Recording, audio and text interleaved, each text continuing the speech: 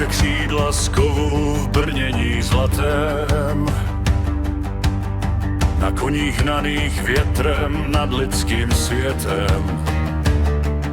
Schopné a chladné z Asgardu poslány v letu, dívky Odinovi nesou osudy k úsvitu. Dole je prach a krev, pole leží zničené, ale v nich vidí jiskru duše nevyslovené.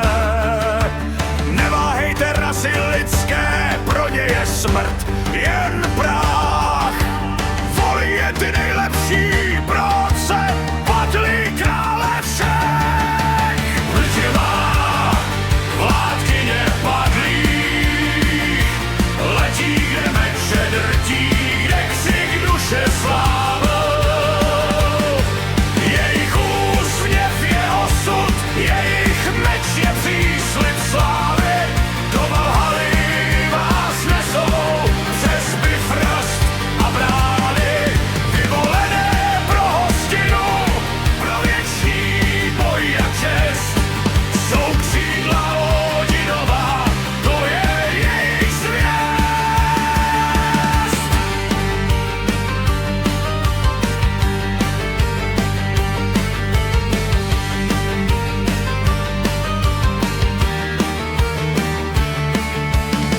Letí Dindul hrist, každá nese jméno.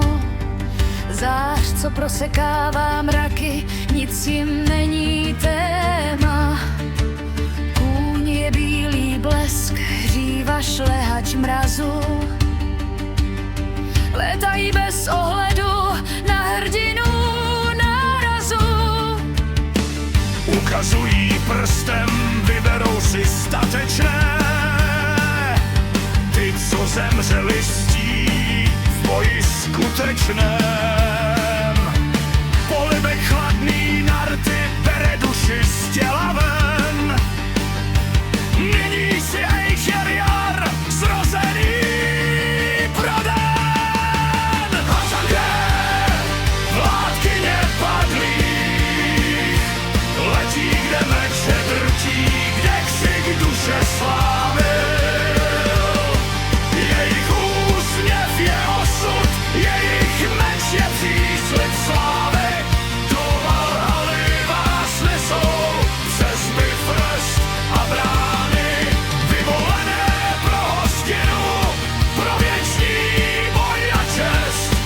Jsou křídla Odinova, to je jejich zvěst.